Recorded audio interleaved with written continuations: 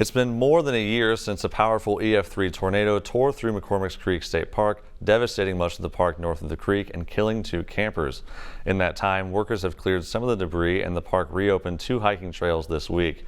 Ethan Sandwise has more on the progress at the park. Swaths of the park have been closed since March 31, 2023. A tornado approximately the size of 4 football fields destroyed almost 300 acres of park in under 40 seconds. 2 campers were killed.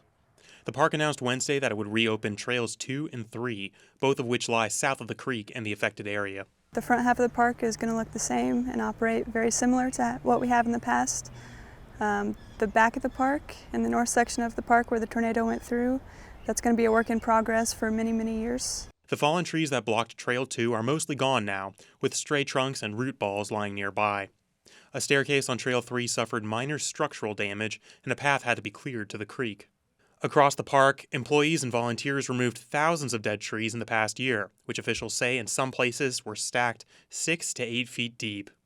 There's still damage to clear north of the creek, but Hamilton says with so much left to do, it's been a matter of setting priorities. What we've tried to focus on and what we'll continue to focus on is the opportunity that this gives us to improve our infrastructure and improve our campground and make it more enjoyable for the public.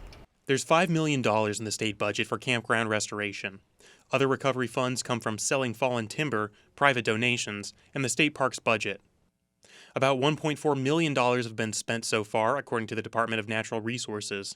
That includes repairing cabins, shelters, and sewer lines, and designing a new campground. You've got the thousands of trees, you've got the root balls, you've got the tops of trees that are still there, and then you've got the infrastructure damage, you have utility damage.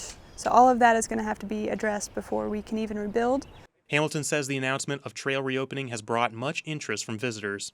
Many trails remain closed, however, including those around the campground and Wolf Cave Nature Preserve.